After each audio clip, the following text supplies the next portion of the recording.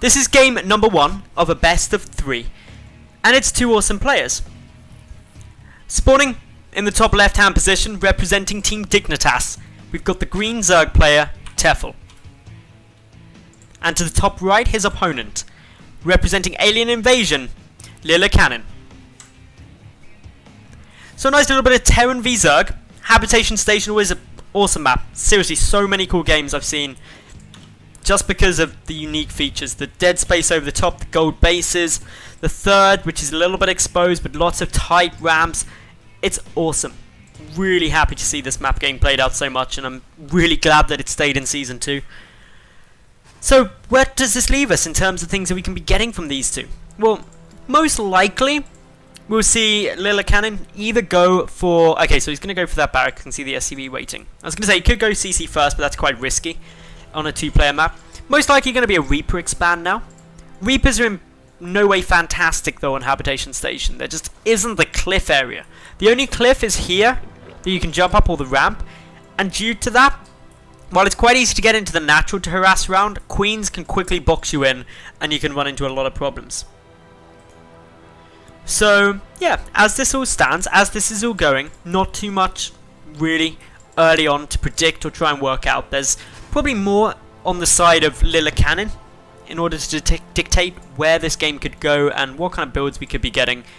Anything from 2 Reapers out into Hellions, into Banshee, into a 2 Reapers out into Hellions, into a quick 3rd CC. Mech builds are possible, bio builds are possible, drop heavy plays possible. Lots of different things we could be seeing. Tefel coming in, and it shouldn't come as a surprise to any high-level Zerg to see a Reaper expand. Pretty much the staple of Terran versus Zerg now, and just confirming the existence of that gas and backs away. The one good thing of seeing the gas is you know this Overlord, he ain't dying anytime soon. He's got plenty of time to back on out and get to safety. Really now, it's just a little duke out early game of can a Reaper get a kill? Shouldn't do. Generally, you're going to see the drones happily become a Spore Crawler or an Extractor if they do end up in a position where death is imminent. Otherwise, once Queens are hitting the field, you're going to be quite safe. And I want to note that Tefel didn't actually open hatch first. It's not the norm from Tefel that you see out of the majority of Zerg players. He still goes for the 14 pull. And what that allows him is the Queen out sooner. This Queen is already here, ready, waiting patiently, preventing this Reaper from doing too much. Came off creep though, which is always a bit of a pain, but a second one on its way out. Tefel will need to get away these drones to keep them at a safe distance as they get lower. Just a little bit of APM, a little bit of micro intensity coming through here, but ooh, a drone does go down. That is a really nice pick-off. Generally, as I said, you shouldn't be seeing drones die to a single Reaper. Natural base is a little bit more vulnerable actually. Extractors being made, drones getting forced back, lost mining time, and another drone kill. This is fantastic work by Lillekanin. Just able to pick up these workers early on is always a big bonus. Actually dealing a lot with just this one Reaper at the moment. The second one, I believe, is sitting back at home. Yep, so he's in a defensive position. But as we can see, 4 workers have now been taken out. This is insane. Finally the Reaper dies, but he more than paid for himself. That is huge. 4 workers for 1 Reaper. Definitely the sort of trade that you want to be getting as a Terran player. Hellion production should be following this up. We've also got the starport, so Banshee are a real possibility. The big play though, that's the 3rd CC. This is what Lillekanin is basing all of his strategy off, and it hasn't been seen by Tefel. It's quite common to get this fast 3rd command center down, and what it gives you is an astoundingly strong mid and late game. It keeps you very economically focused. The drawback to it is only one thing. You don't have much in the way of a defense, and that's why it's usually complemented by a very aggressive, harassment-heavy playstyle of things like the Hellions coming out the Banshee into the back, sometimes even with Cloak.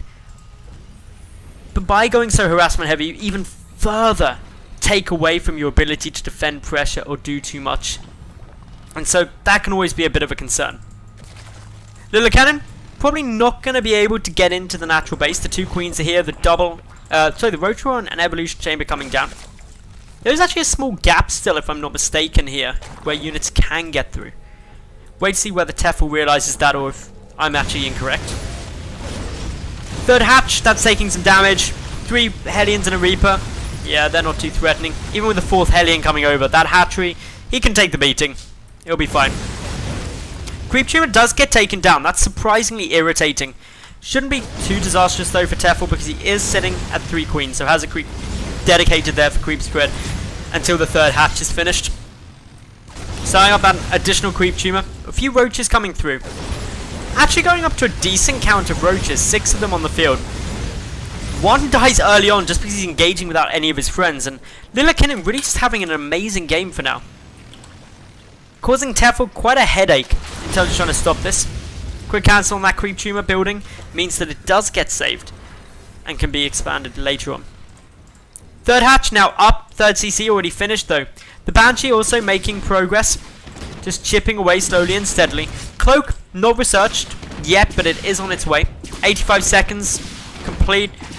Desperately trying to get a couple more queen kills, maybe a little bit more drone damage.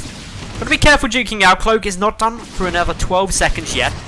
But still, more workers dying. Hellions in the natural. This is a lot of damage. Wow, that was a huge number of workers killed there. Tefel just getting picked apart through this multi-prong attack. Lillekanin doing such a great job here. Drones lining up, but out of range of those Hellions for the moment. Gotta be quite cautious though. Roaches coming to the aid of their drones, but the worker kill count is just looking traumatic. Another Banshee coming over. It's got Cloak. 29 workers killed. This puts Lillekanin ahead in the SCV count compared to the drones, and that's always going to be a great position. Quick Transfuse comes down on one of the queens, and with the Overseer, the Banshee will eventually die. But not before it's killed a fair few workers. And in the main base, we're seeing even more killed. The queen actually blocking the drones from getting away. 43 drones killed now by the alien invasion player. And he's not done yet. There's still a chance a couple more could die. Ended with 46. 46 workers killed. That's more workers than you generally see made at 10 minutes into the game quite often. Down goes another drone. And this is just getting ruthless by our Terran. He's just tearing apart any worker that he can find. And he's loving it. 50 workers now killed. 50-0. The worker count 40 SCVs to 31 drones. Ridiculously difficult for Tefel. But Tefel, he does have a couple of good things going for him. Firstly, he's got an upgrade advantage. Because Lillekanin is going mech, he's got the double armory on its way. So he's not sired any upgrades yet, whereas Tefel has already got +1. Secondly, look at the army supply. Tefel, 28-13. He's actually got a decent amount to defend with, and that's why we're seeing these additional bunkers get thrown down. Unfortunately for the Terran, bunkers are great and all, and they're really good to help you mount up a good defense if you've got some units to go in them. And that's what Lillekanin is missing. He's got 2 Marines. 2 Marines and 2 Hellions. That's his defense. A Cloak Banshee will certainly deal a lot against the Roaches, will last a long time, and can eventually work them to their death if they're aggressive. But just how much can they do before that actually is all killed off? So I say Tefel needs to get aggressive if he wants to do well here. If he waits too much longer, we're going to see a bit of a problem. Looks like we're getting another quick problem here. Not quite sure what was going on there, but yeah, +1 carapace coming through here for Tefel. He's going to be moving out on the map. His roach count already up to 12. Attempting to pin away a couple of these Hellions, but they managed to escape. Roach speed, that's also done for Tefel. And going on the aggressive is such a good move for him right now. In terms of vision, he really doesn't know too much. He doesn't know this is a mech build, other than there's quite a few Hellions out. Doesn't know that there's the 3rd Orbiter Command. And he also is having to struggle to deal with more losses coming through. His 3rd is undefended, bar like the drones trying to fight. A lot of drones going down as well. Again, we've still got a Hellion in the natural. This is not going well for Tefel. The Banshee, it's got Cloak, it's killed off a Queen, and is now just working away at these Roaches. Tefel has taken the drone lead, but it's not by much. 48-44. And Tefel is still going. Lillekanin, he's just working away at anything that he can find, killing off drones any way that he possibly can.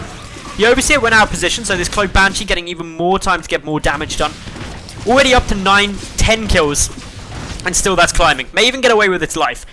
Lillekanin is just tearing apart Tefel's drone count. Like, this is actually getting painful to watch now. 65 workers killed. Just let that sink in for a minute. 65 workers. On 3 bases, that's saturation. And still more going down. This attack and this harassment is relentless, and it's buying Lillekanin all the time that he needs to get out this devastatingly scary mech army. Mech is vulnerable in the early and mid game. There just isn't much to defend with. But once you start getting up to kind of like the 150, 170 supply mark, that's when it becomes not unstoppable, but very, very effective. Again, we're seeing a Banshee get kills. We're seeing this is the natural and the main. And Tefel is just losing so many workers now. 83. This is insane. This is ridiculous. Tefel is just like, what was that? And it's just working so well. There's so many Banshee being out. Does Tefel know this is a mech play yet? I don't think he does. He hasn't actually... He must know, just by the amount of Hellions, that this is some kind of mech build. And it's a bit unorthodox, this level of harassment, but it's working. And if it works, there's nothing wrong with it. It's fantastic. Tefel still trying to deal with this harassment. His queen is about to die here to the Banshee, and that means it's all well and good having the detection. But if you've got nothing that can attack it, what good is it going to be? Spore Caller moving over, but not before a couple more drones die. The main base getting assaulted yet again. The natural seems to be being spared for now. Lillekanin is just being so effective. 100 workers killed. 100 workers killed. This is insane. Just the level of damage here is crazy. I don't see how Tefel can bring this back now. Sees the third base and leaves there. There's just no way economically you can come back from that. But massive props to Lillekanin, because he killed 100 and something of workers. What's the final tally? Let's have a look at this. 102. That, ladies and gentlemen, is